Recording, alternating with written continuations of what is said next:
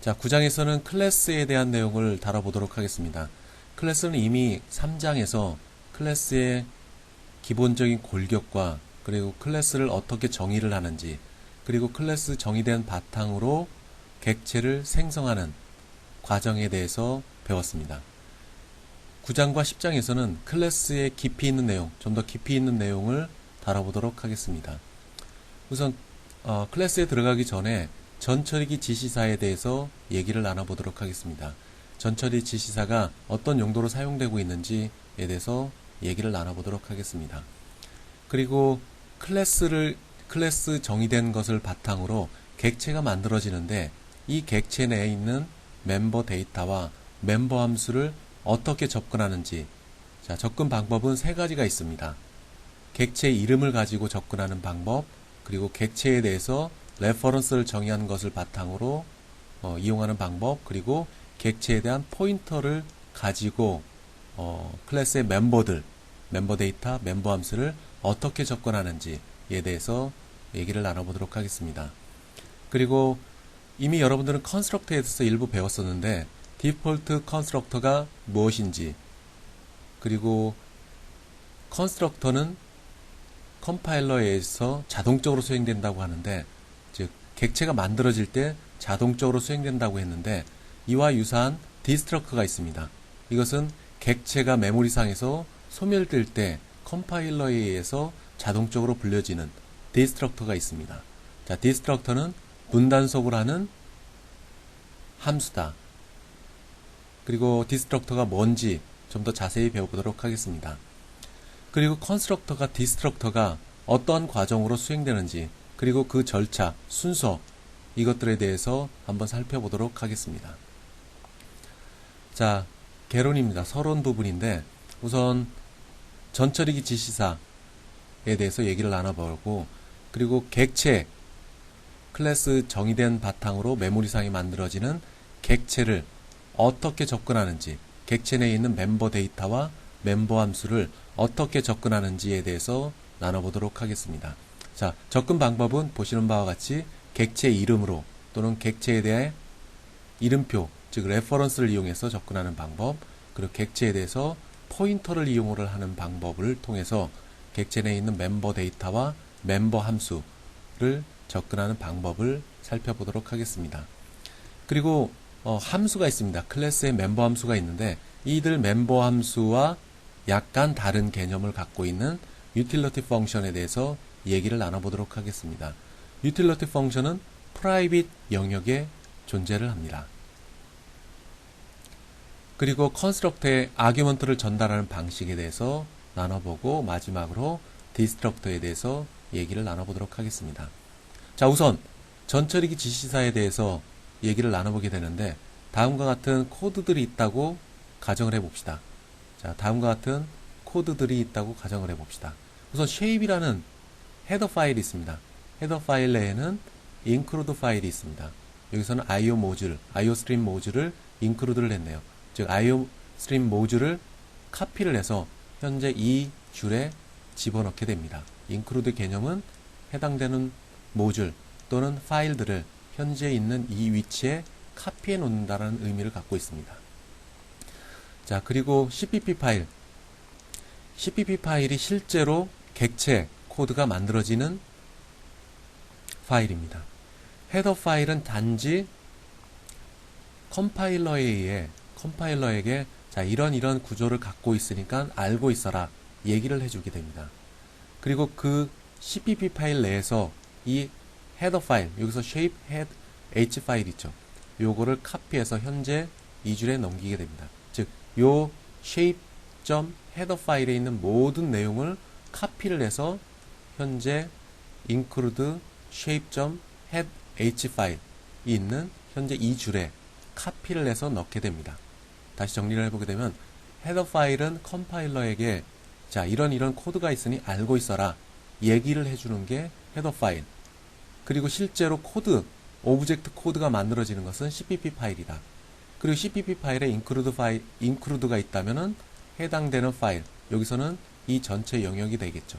요거를 카피해서 넣는다라는 의미를 갖고 있습니다. 또한 circle.header 파일이 있네요. 서클 헤더 파일은 뭘 했나 볼까요? 모듈을 iostream 모듈을 인크루드를 했고 카피해서 집어넣고 shape.header 파일을 카피를 해서 넣습니다. 따라서 이 전체 내용을 또다시 여기서 카피를 해서 넣게 됩니다. 어느 줄에? 두 번째 줄이 include.shape.header 파일에. 그리고 실린더라는 헤더 파일이 있습니다. 여기서도 iostream 모듈을 카피해서 집어넣고 그 다음에 shape.header 파일 여기 있는 내용을 카피해서 집어넣고 circle.header 파일 즉 이 전체 영역 이 전체 즉 circle.header 파일에 있는 모든 내용을 카피를 해서 이 세 번째 줄에 복사를 해놓게 됩니다. 그리고 마찬가지로 cpp 파일 내에서도 실린더를 카피했으니까 요거를 전체 내용을 카피해서 집어넣습니다. 자, 여기서 여러분들이 주목할 부분이 있어요. 자, iostream은 현재 여기서 카피가 한 번 됐고 그 다음에 shape.header 파일 요 영역을 전체를 카피해서 넣으면서 iostream 모듈을 두 번을 카피를 했네요. 두 번을 카피를 했습니다. 자, circle.header 파일이 인크루드 됐습니다. 그럼 circle.header 파일 여기 있네요. 그럼 이 순간에 iostream 모듈을 또다시 카피를 했고 카피해서 집어넣고 shape.header 파일 또 이 부분을 또 카피를 해서 집어넣습니다. 자, 보십시오. 결과를 보게 되면은 iostream은 현재 이 위치에서 카피해서 집어넣고 또 shape.header 파일에 있는 이 부분을 또 카피해서 집어넣고 또 circle.header 파일에 있는 iostream 모듈을 또 카피를 해서 집어넣습니다. 총 3번 카피를 했어요. 중복된 코드를 카피를 3번이나 해서 실린더.header 파일에 집어넣습니다. 또한 shape.header 파일을 볼까요? 여기서 한번 카피가 됐습니다. 카피. 그 다음에 circle.header 파일에 shape.header 파일이 또 있네요. 그럼 2번 카피가 됐습니다. 중복된 shape.header 파일을 2번이나 카피를 해서 집어넣었어요. 자, 그러면 어떻게 될까요? 중복된 코드가 나열되어 있기 때문에 때에 따라서는 컴파일 오류가 발생이 됩니다. 마지막으로 main.cpp 파일, 즉 실행 파일이 만들어지는 cpp 파일이에요. 자, 여기서도 보면은 iostream 한번 카피, shape 내에 있는 iostream 또 카피, circle에 있는 iostream 카피, 그리고 실린더에 있는 iostream 파일 총 4번이 카피가 됐습니다. shape은 3번, circle은 2번이나 카피가 됐어요. 자, shape.header 파일 또 아래 또 shape. 파일 똑같은 코드가 main.cpp 파일에는 3번이 shape.header 파일은 3번이 중복된 코드가 카피돼서 들어갔습니다.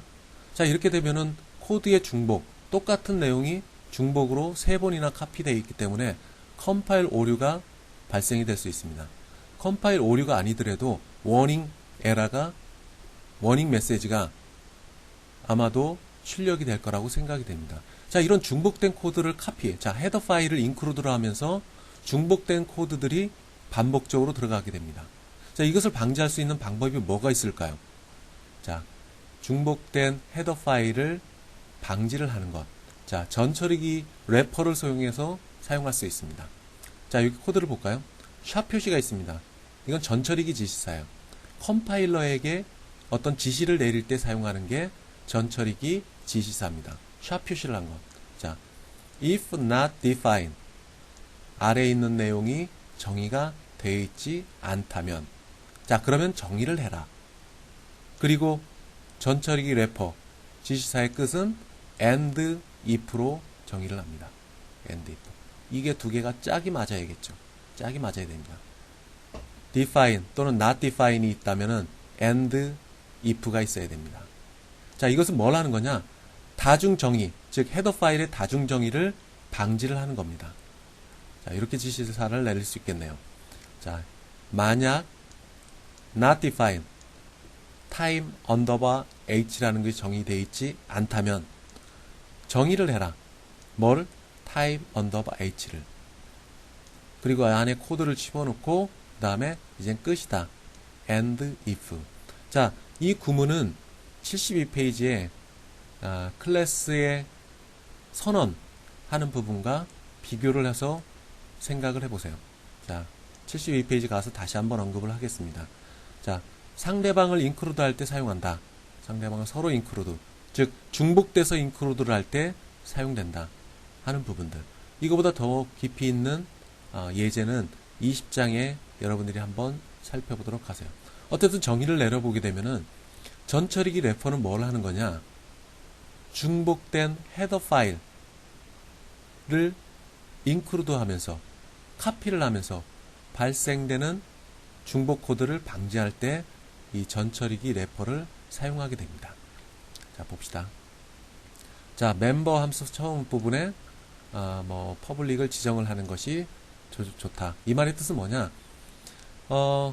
여러분들이 클래스를 정의를 할 때 private, public 영역을 지정합니다. 멤버십을 정의를 해요. 멤버십. 퍼블릭을 지정하면 이 아래에 있는 것이 퍼블릭 멤버 함수, 멤버 데이터가 되고, 또 프라이빗 지시사를 썼다면은 이 아래에 있는 것은 프라이빗 멤버 데이터, 프라이빗 멤버 함수가 설정이 되는 겁니다. 그러면 먼저 어떤 지시사를 쓰는 게 좋을까요? 프라이빗 먼저 쓰는 게 좋을까요? 아니면은 퍼블릭 먼저 쓰는 게 좋을까요? 지금까지 나왔던 코드들을 모두 여러분들이 유심있게 살펴보게 되면 퍼블릭 지시사를 먼저 썼습니다. 자, 그렇다고 프라이빗 썼다고 해서 코드가 오류가 되느냐? 사실 그건 아닙니다. 다만 퍼블릭을 먼저 쓰면은 눈에 먼저 띄게 되죠. 이 아래 밑에 있는 코드보다 앞부분에 있습니다. 자, 퍼블릭은 클래스 밖에서 접근할 수 있는 멤버들만 정의를 해놨습니다. 따라서 앞부분에 퍼블릭 식별자를 놓게 되면은 코드를 읽는데 가독성이 높아집니다. 어차피 활용도 측면에서는 퍼블릭 멤버십을 갖고 있는 영역들이 더 활용도가 높습니다.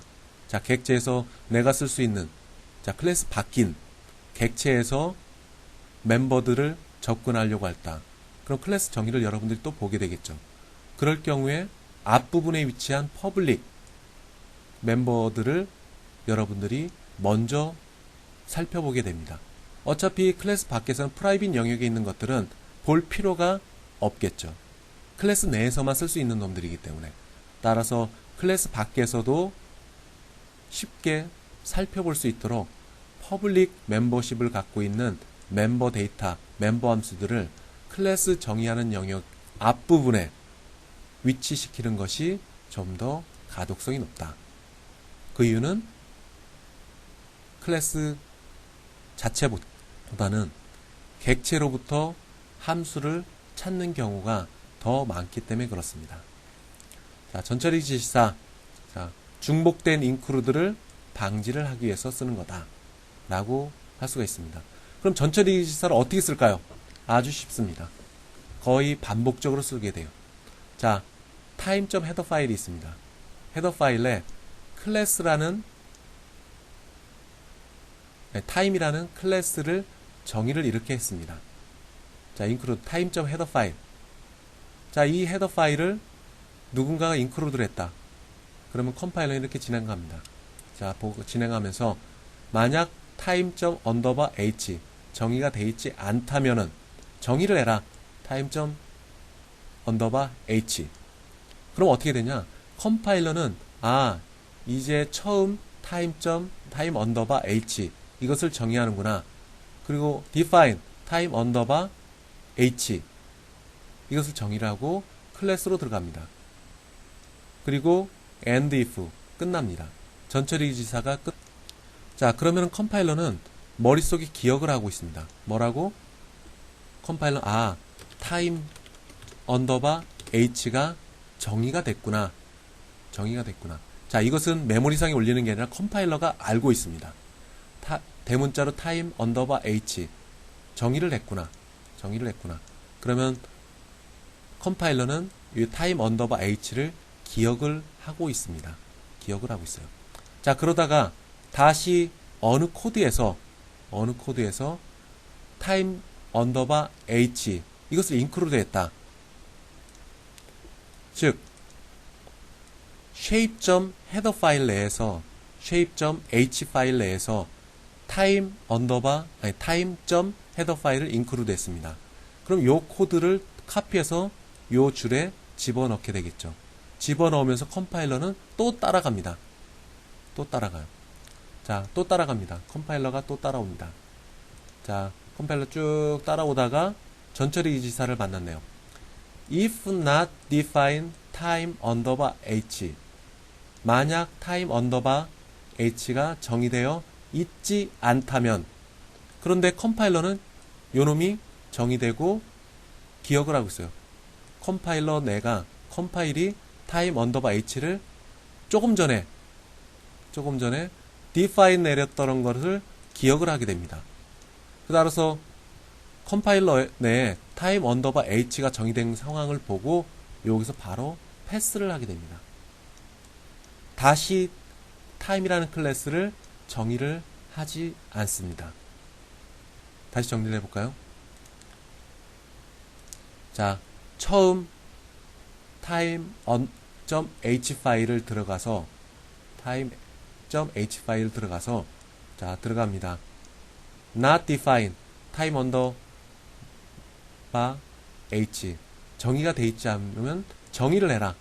이 순간에 컴파일러는 기억을 합니다. 뭐라고? 여기 전처리 지시사가 알려준 대로 time underbar h를 define 합니다. define이라는 것은 컴파일러가 머릿속에 기억을 하고 있어라 하면은 컴파일러는 이렇게 기억을 하고 있습니다. define 내렸던 time underbar h를 기억을 합니다. 그리고 클래스가 정의가 됐고 끝났습니다. 그리고 두 번째로 shape.h 파일 내에서 또다시 include를 했습니다. 뭘? 여기 있는 내용을 카피를 해서 집어넣습니다. 요 줄에 집어넣습니다. 집어넣었다는 말은 요 코드가, 여기 있는 전체 코드가 현재 두 번째 줄에 카피돼서 들어가게 됩니다. 그리고 나서 컴파일러 shape.header 파일에 있는 내용들을 컴파일러가 쭉 검토를 합니다. 자, 두 번째 들어갑니다. 쭉 들어가다가 if not define time underbar h, 정의되어 있지 않다면, 그런데 컴파일러는 기억을 하고 있어요. 아까 이미 한번 정의 내렸던 것을 기억을 하고 있습니다. 따라서 두 번째 들어갈 때는 바로 여기서 바이패스를 합니다. 빠져나갑니다. 또다시 이 안에 들어가서, 요 안에 들어가서 무슨 내용에 있는지, 어떤 코드가 있는지 다시 거슬러 보지 않습니다. 따라서 전처리기 지시사를 쓸 경우에는 중복된 코드를 반복적으로 카피하지 않아도 됩니다. 않아도 되게끔 조치를 해주는 거죠. 자, 개념적으로 이런 내용을 갖고 있어요. 그런데 기술적으로 보게 되면 아주 기계적인 일입니다.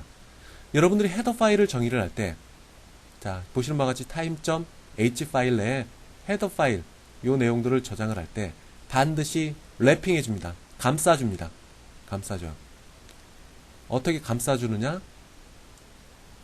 if not define, 그리고 요 이름 time underbar h. 자, time underbar h가 아니더라도 다른 이름으로 할 수 있습니다. JS 양이라고 해도 되고 ABC라고 해도 돼요. 그런데 보통 습관적으로 헤더 파일의 이름을 그대로 가져갑니다. 대부분들은. 그래서 time underbar h, 그리고 마지막으로 클래스를 정의를 하고 뒷부분에 shop and if, 이렇게 기술적으로 사용하게 됩니다. 그냥 아무 생각 없이 써도 상관없어요. 헤더 파일 내에는 헤더 파일의 이름을 가지고 define을 한다. 전처리기 define을 한다. if not define, 그리고 and if, 이렇게 쓰고 가운데 클래스라든지 다른 전역 함수의 프로토타입 또는 상수, 이런 것들을 이 안에 정의를 하게 됩니다. 그냥 반복적으로 쓰도록 하세요. 헤더 파일에 들어가면 반드시 전처리기 지시사를 통해 갖고 감싸줘야 된다. 랩핑해야 된다. 랩핑한다. 자, 이렇게 하면은 나중에 중복된 인크루드를 방지를 할 수 있습니다. 중복된 인크루드 코드를 반복적으로 사용하는 것을 방지를 해줄 수가 있게 되는 거죠. 자, 이렇게 습관적으로 헤더 파일을 만들 때 전처리기 지시사를 반드시 이렇게 두고 그 사이에 여러분들 필요한 코드들을 넣도록 하세요. 자, type underbar h 이렇게 나와 있네요. include를 했습니다. 자, 코드를 쭉 볼까요? 자, 이런 코드도 있네요. 자, 메인 함수부터 다시 3장에서 배웠던 것을 다시 기억을 하면서 살펴보도록 합시다. 자, time이라는 타입이 있습니다. 자, 쭉 올라가 보니까 여기 type.header 파일에 있는 놈. 자, time.header 파일 어디 있나요? 여기 있네요. 여기 있는 놈을 모두 카피를 해서 현재 8번째 줄에 집어넣게 됩니다. 이 안에 time이라는 클래스가 정의가 되어 있네요. 자, 컴파일러는 time이라는 클래스를 기억하고 있다가 t, 객체를 지정을 하면서 메모리상에 time 클래스와 똑같은 놈을 만들어 놓게 됩니다. 메모리상. 자, 메모리 객체도 주소 영역과 데이터 영역이 있어요. 데이터 영역도 두 가지로 나눌 수 있네요. 하나는 멤버 데이터, 두 번째는 멤버 함수. 자, t라는 놈이 만들어졌습니다. t라는 이름을 갖고 있는 객체가 만들어졌어요. 자, 그러면서 만들어지면서 자동적으로 수행되는 게 있다고 했어요. 뭐가 있나요? 컨스트럭터가 자동으로 수행됩니다. 자, 컨스트럭터가 여기 있네요. 자, 컨스트럭터에서 뭘 하냐? hour, minute, second를 모두 0으로 초기화를 해라. 그러면 hour, minute, second, 즉 private member 데이터에 있는 hour, minute, second가 모두 0으로 초기화돼서 현재 만들어져 있습니다. 그 다음에 t에 print universal을 함수를 호출합니다. 물론 이것은 객체에서 호출하기 때문에 클래스 밖에서 호출받을 수 있는 public 함수입니다. 그래서 이게 출력이 되고 print standard 함수 호출하고, 자, t라는 게 있습니다. 객체. 물론 setTime도 public 함수겠죠. 클래스 바뀐 객체에서도 접근할 수 있는. 자, 여기서 13, 27, 6을 집어넣습니다. 자, 13, 6. 자, 어디로 가볼까요? 여기 있네요. hour가 13, 6 이런 값을 갖고 있네요. 자, 그런데 hour가 13입니다.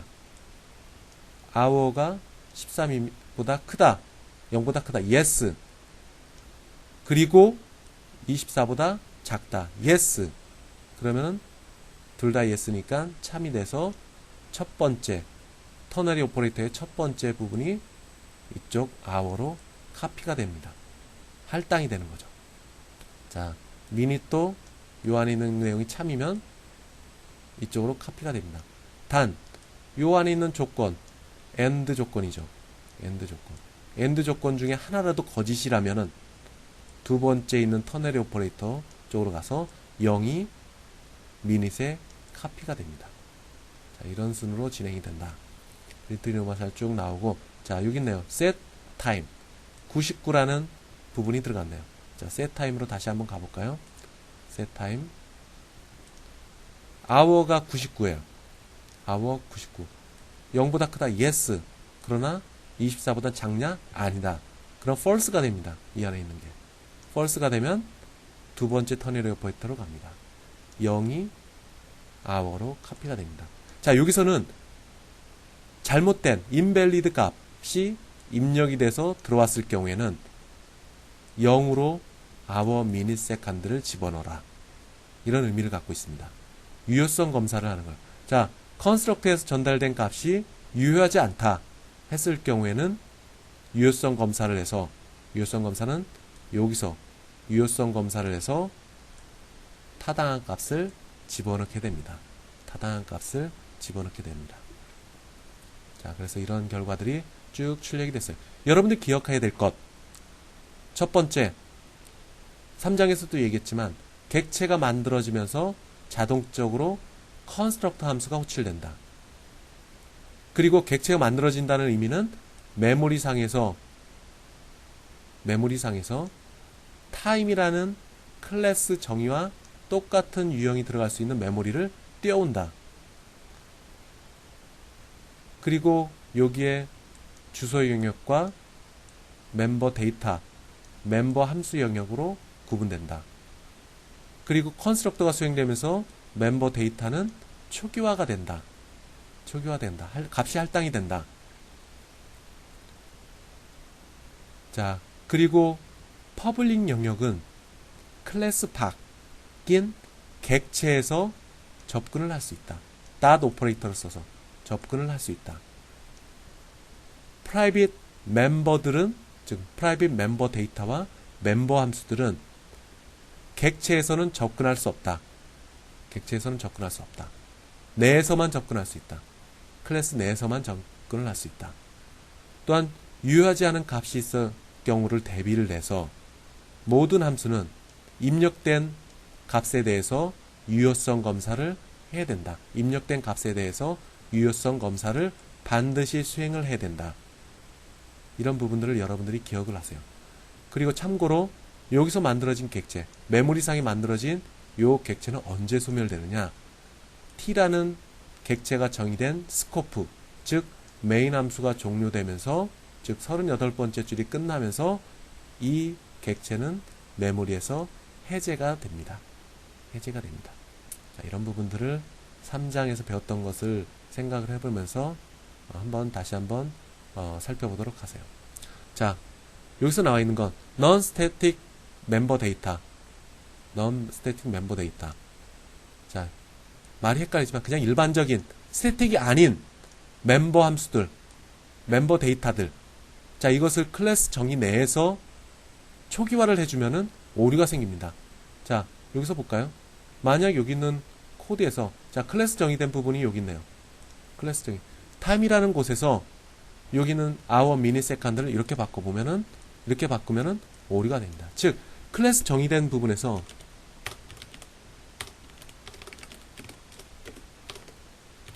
hour 하고 여기서 초기화를 시켰다. 컴파일 오류가 발생이 됩니다. 컴파일 오류가 발생이 되는 거야. 자, 왜 그러냐? 타임이라는 것은 메모리하고 전혀 관계없습니다. 컴파일러에게 알려주는 거예요. 자, 객체가 앞으로 네가 객체를 만들 경우가 생기면은 요 안에 있는 내용을 참고를 해서 똑같이 메모리상에 만들어라. 요 내용들 똑같이 메모리상에 객체를 만들면서 만들어 놓으라는 겁니다.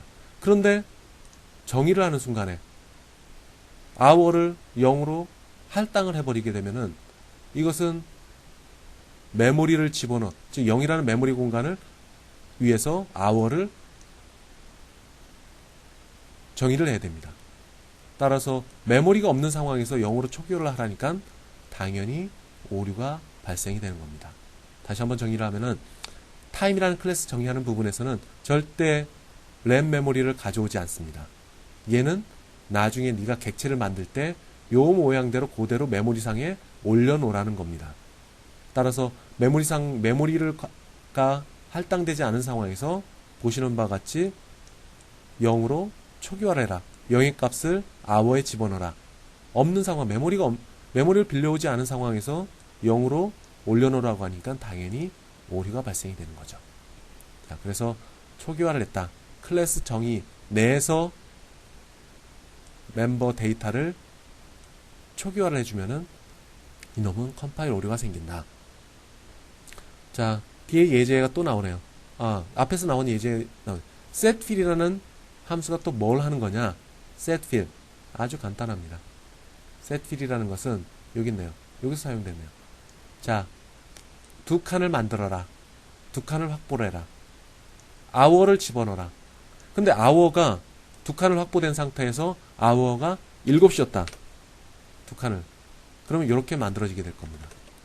근데 두 칸 중에 hour를 집어넣고 나머지 한 칸이 남았다. 그럼 0으로 채우라는 겁니다. 그럼 07이 되는 거죠. 07. 확보된 칸에서 확보된 공간 두 칸에서 값을 집어넣고 빈자리가 있으면 0을 집어넣으라는 겁니다. 자, 그래서 결과가 이렇게 나오는 거죠. 00, 00. 만약 7시면은 07 이렇게 될 겁니다. 어디서? 프린트 유니버셜에서. 프린트 유니버셜 출력했을 때는 반드시 두 칸을 확보해서 hour를 집어넣고 그리고 나머지 칸, 비어있는 칸이 있다면은 0으로 나머지를 채워 넣으라는 겁니다. 어디서? 프린트 유니버셜에서 프린트 유니버셜 여기 있네요. 프린트 유니버셜 00 집어넣습니다. 7시면은 07이 되는 거죠. 12시면 13시면은 그냥 13 이렇게 되는 거고 두 칸 확보된 게서 hour가 13이니까 자, 빈칸을 채우라는 의미를 갖고 있는 게 set fill입니다. 자, 다음 타임 클래스에 또 예제가 연속이 되네요. 자, 멤버 펑션 클래스 안에 있는 멤버 펑션에 대해서 얘기를 나눠보도록 합시다. 자, 멤버 펑션들은 클래스 안에서 클래스 안이라는 것보다도 클래스 정의된 부분에서 클래스 정의된 부분이 어디 있나요? 여기 있네요. 클래스 정의된 부분 요 영역 내에서는 프로토타입만 선언을 해라. 프로토타입입니다. 프로토타입만 선언을 해라. 자, 클래스 정의된 부분에서 함수들은 프로토타입만 선언을 하라는 겁니다. 선언. 그리고 define 정의는 어디다 하느냐? 헤더 파일이 아닌 time.cpp 파일 내에 이렇게 정의를 하라는 겁니다. 클래스의 멤버 함수들은 클래스가 정의된 이 영역 내에서는 프로토타입만 선언을 해놓고 정의는 밖에서 하라. 밖에서 해라. 어떻게? 소린사 마크를 하면서. 즉 time이라는 함수, 컨스트럭터 함수네요. 요거는 time 클래스의 내에 있는 놈이다. set time이라는 함수는 time이라는 클래스에 있는 멤버 함수다. 자, 이런 함수들을 밖에 time이라는 클래스 정의 밖에 정의를 한다. 이런 의미를 갖고 있습니다. 자, 여기 써 있네요. 클래스가 정의된 영역 안에 헤더 파일 안에 선언을 해라. 선언은 메모리와 관계없겠죠. 그리고 클래스 정의된 밖에 정의를 해라. 뭘? 멤버 함수를. 자, 이렇지만 여전히 클래스 영역 내에 있습니다. 자, 클래스 정의된 바깥 부분에 있지만은 이놈은 타임 클래스 멤버 함수다. 이렇게 소림사 마크를 넣었기 때문에 얘는 여전히 클래스 영역 내에 있습니다. 즉 클래스 내부에 있는 거라고 알 수가 있겠죠. 자, 이렇게 정의를 합니다. 자, 그런 경우 그렇다면은 이 클래스 밖에 이렇게 정의를 하지 않고 정의가 된 부분 밖에 정의를 하지 않고 안에 함수를 정의를 했다. 보시는 바와 같이 선언을 하지 않고 이 안에 정의까지 했다. 밖에다 이렇게 내놓지 않고 안에다 클래스 정의된 안에다 함수를 정의를 했다. 그러면 이 함수는 inline 함수가 되겠습니다. inline 함수가 되는 거예요. inline. 자, 클래스 정의된 바디 안에 정의를 해놨다. 그 멤버 함수는 inline 함수가 돼버리는 겁니다. inline 함수가 돼요. 자, 이렇게 하면은 inline 클래스 안쪽 정의된 영역 안쪽에 선을 하면은 inline 함수를 하는데 inline 함수는 지난번에 배웠던 걸 살펴보세요. inline 함수를 배웠을 때, 자, 수행 속도를 빠르게 할 수 있다. 이런 장점이 있다. 자, 그렇지만 문제가 있습니다. 실제 지적 자산이 포함되어 있는 이런 중요한 코드들을, 자, 이런 중요한 코드들, 여기 중요한 코드들이 있어요. 실제 임플리멘테이션 코드들이 있습니다. 지적 재산이 들어가 있는 여러분들의 알고리즘과 여러 가지 지식 재산이 들어가 있는 코드들을, 자, 헤더 파일 바깥에, 헤더 파일 내에 포함시켰다. 이 헤더 파일은 여러분이 만든 코드를 릴리스할 때, 제3자가 쓰려고 했을 때 헤더 파일과 오브젝트 코드를 전달한다고 예전에 얘기를 했어요. 자, 헤더 파일과 오브젝트 코드를 전달한다고 했어. 오브젝트 코드는 바이너리 코드로 되어 있기 때문에 살펴볼 수가 없습니다.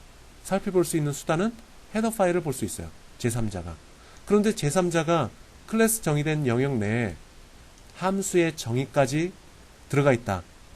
자, 이런 부분들이 지적재산, 아주 고급스러운 알고리즘이 들어가 있는 부분을 이 헤더 파일에 집어넣고 이 헤더 파일을 제3자에게 전달해줬다. 그럼 제3자는 여러분의 지적 재산을 침해할 수가 있습니다. 이 코드를 변경할 수 있어요. 이 코드를 변경을 해서 자기들 것처럼 주장을 할 수가 있습니다. 따라서 가능하면은 함수는 클래스 정의된 영역 내에 선언만 해놓고 나머지 부분은 CPP 파일에 정의를 해놓는다. 그리고 CPP 파일은 릴리스 할 때, 즉 제3자에게 전달할 때 오브젝트 코드 time.obj 파일만 헤더 파일과 함께 전달한다. 그럼 여러분들이 만들어진 중요한 지적 재산을 숨겨놓을 수가 있게 됩니다. 자, 그래서 여기서 클라이언트라는 것은 제3자예요. 여러분들이 만들어 놓은 클래스를 쓰는 제3자.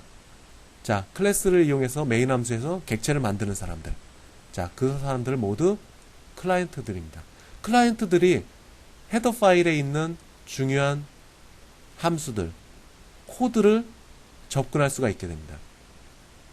자, 이런 부분들이 단점이 되겠죠. 자, 그리고 어떤 함수가 변경이 됐을 때 전체 코드를 다시 컴파일 해줘야 됩니다. 왜?